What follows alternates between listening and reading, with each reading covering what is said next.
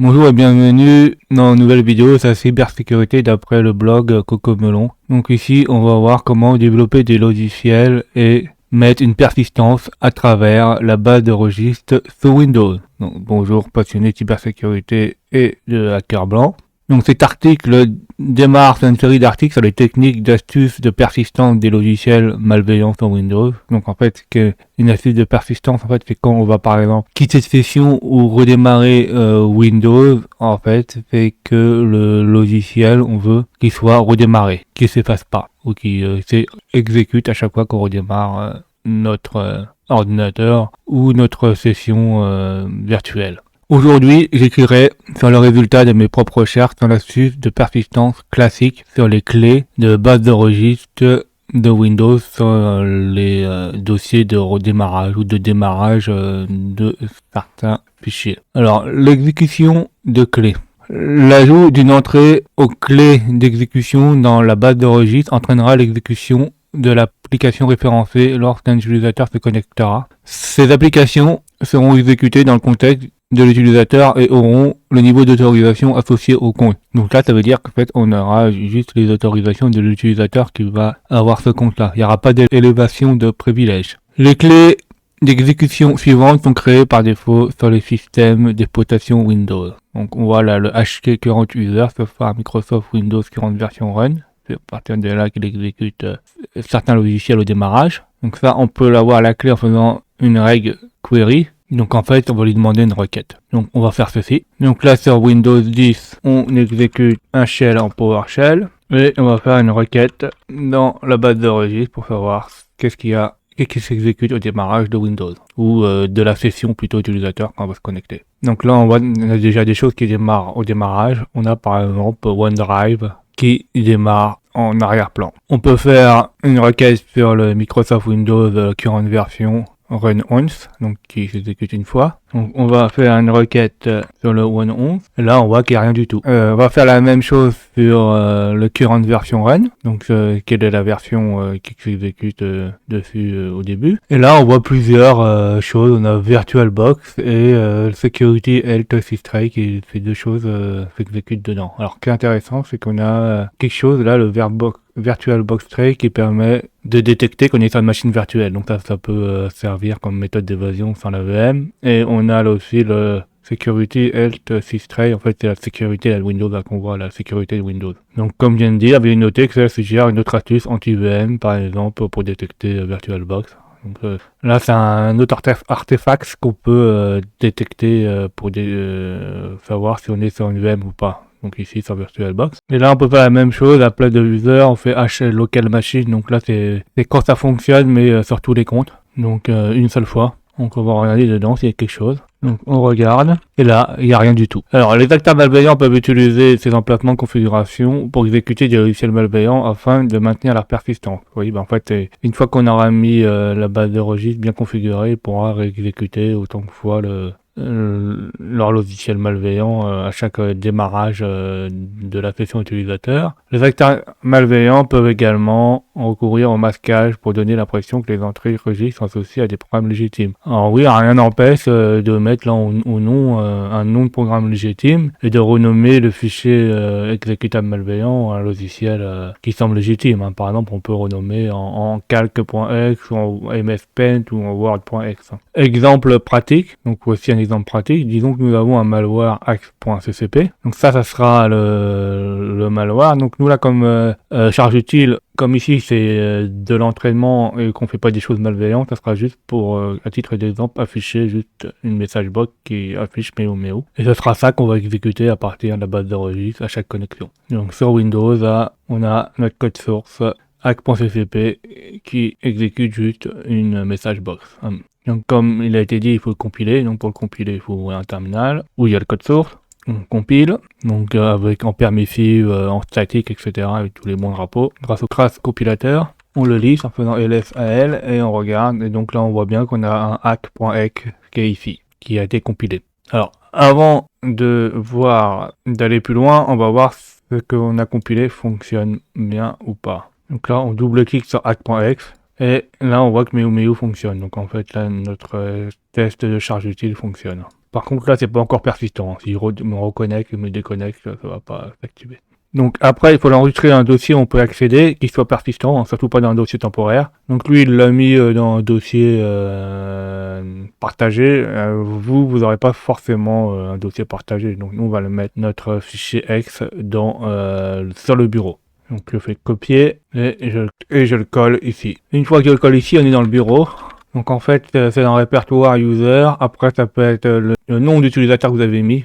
Donc moi, j'avais mis le nom test. Et sur le bureau, c'est desktop. Si je fais un ls, normalement, on devrait voir hack.x. Ensuite, il faut créer un script PRCCP qui crée une clé des registres et qui exécute le programme hack.x lorsque nous le connectons à Windows. Et il faut bien chercher le programme dans le bon chemin. Donc comme c'est marqué là, on va voir le code source qui s'appelle perf. Donc là, au début, la clé, on met à nul, on initialise. Là, c'est le chemin où on va le chercher. Donc moi, je l'ai mis dans cuser test desktop hack.x. Vous pourrez avoir un chemin différent. Donc n'oubliez pas, avant de compiler, de modifier le chemin où vous avez mis votre charge utile hack.x. Et c'est ici que ça va créer notre registre, donc notre clé de registre. Donc il va créer une clé de registre à cet endroit-là. Donc là, il va essayer de l'ouvrir. Si il l'ouvre, il continue. S'il n'arrive pas à l'ouvrir, il va faire autant de 0. Et c'est à partir de là, avec reg set value, là, qui va créer la nouvelle clé, qui va s'appeler hack, et qui va être mis dedans, et qui contient le chemin qui est ici. Une fois que la clé est écrite, il ferme la base de registre et termine le programme. Comme vous pouvez contacter la logique, elle est plus simple, nous ajoutons simplement une nouvelle clé de registre. Des clés de registre peuvent être ajoutées depuis le terminal, donc depuis en fait le shell, des clés d'exécution pour assurer la persistance. Mais comme j'aime écrire du code, on va le faire avec quelques lignes de code en C++, ou en C. Donc ça, on peut le faire aussi bien en écrivant ou dans le terminal bash, ou dans un script PowerShell, Python, comme vous voulez. Il y a plein de choses, il y a plein de façons de le faire. Donc on va le compiler. Donc on compile avec les bons flags, avec les cross-compilateurs min W32, etc. On va dans le terminal, on compile. On regarde si on a bien pers.x, donc là on l'a bien. Ensuite on va vérifier au début si les clés de registre sur la machine de la victime. Donc avant, il ne faut pas exécuter ça, c'est avant de l'exécuter pour voir s'il n'existe pas. Là, on voit qu'on a OneDrive, on n'a toujours pas notre programme, donc là, ça fonctionnera pas au redémarrage, il n'y a pas de persistance. Là, il faut exécuter, donc soit on l'exécute comme il fait là, soit on fait un double-clic sur le programme perf. Donc là, je fais F5 pour rafraîchir. Donc là, je fais double-clic dessus, hop, là, il a été exécuté. On regarde une autre fois dans le chemin current version run, /s, pour lister les clés. Et là, on voit que la clé a été écrite, donc qui s'appelle hack, et qui exécute bien user test desktop hack.x. Comme on peut vérifier, la nouvelle clé a été ajoutée comme prévu. Alors maintenant, pour vérifier que tout fonctionne, en fait, il faut déconnecter et se reconnecter. Donc on va faire ça. Donc je clique sur le menu démarrer. Je clique là sur le logo là qui est fait de petits bonhommes avec le nom utilisateur. On clique dessus et on clique sur se déconnecter. Et normalement, quand je me reconnecte, je devrais avoir le petit message qui me dit mais où. Donc là, on se connecte. On attend que tous les services et tout démarre. Et là, on voit que il y a une persistance, que notre logiciel hack.x fonctionne et a été appelé au démarrage. Donc la persistance est bien active. Après là, on va vous montrer qu'il est toujours utile de supprimer la clé. Donc des fois, c'est intéressant d'effacer ses traces et faire le ménage. Donc là, il dit que tout fonctionne comme on a vu là. Nous, pour supprimer la clé, on va faire un remove item property path avec le nom. Donc le chemin de la base dans la base de registre et son nom qui s'appelle hack. Donc il faut faire ceci dans un shell PowerShell. Donc là on le fait. Et là après on va revoir si elle existe ou si ça a été effacé. Donc là on voit que notre clé dans la base de registre là a été effacée. Donc on a appris à faire le ménage. Donc on a exactement la même chose. Donc là on peut faire la même chose sur Windows 11. Donc ceci fonctionne aussi sur Windows 11. Donc là sur Windows 11 on va faire la même chose, il faut récupérer le fichier hack, les perfs. Donc on met notre fichier hack.x, on colle sur le bureau. Donc on va exécuter PowerShell aussi. Donc là on regarde d'abord ce qu'il y a au début. Donc au début il n'y a pas grand chose, on a que Auto-Launch, on a Microsoft Edge qui est lancé, qui est pré-lancé, et on a OneDrive comme ça l'autre. Donc là on voit que c'est toujours pas... il n'y a pas de persistance. Donc pour qu'on ait la persistance, il faut faire comme on a fait sur Windows 10. On clique deux fois sur perf. et on regarde si ça a bien été écrit dans la base de registre. Donc là, on voit que la clé hack a bien été écrite sur la base de registre avec le bon chemin. Et pour voir si ça démarre au démarrage, il faut se déconnecter. Donc pour se déconnecter, il faut appuyer sur le menu démarrer là au milieu, sur test, se déconnecter. On se connecte. Et normalement, au bout d'un certain temps, on devrait voir popper notre message. Donc là, on voit bien que Méo est apparu. Donc cette astuce fonctionne aussi sur Windows 11. Donc là, on a bien vu ça, on a bien fait toute la procédure, on l'a bien écrit dans la base de registre, on a bien redémarré, ça a bien refonctionné comme ça fait avec le message Méo. Et là, il reste plus qu'à enlever la persistance. Donc on refait comme ça Windows 10, ça, avec un remove item property dans un shell PowerShell. Donc au début, on regarde s'il existe. Donc là, il existe encore. Là, on l'enlève.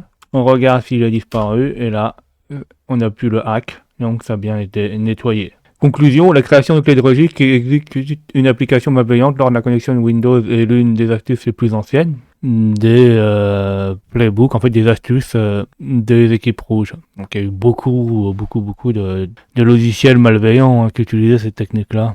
Divers acteurs de menaces et d'outils connus tels que Metasploit, PowerShell Empire, donc offre ses capacités. Donc la Blue Team, donc l'équipe bleue spécialiste mature, sera en mesure de détecter cette activité malveillante. Ou même les EDR ou les logiciels antivirus détectent s'il n'y a pas de modification là-dedans, là, et puis savoir si c'est autorisé ou pas ces modifications. Alors, il s'agit comme d'habitude de cas pratiques à des fins pédagogiques uniquement, et juste pour apprendre, pas pour faire de bêtises ou de choses illégales.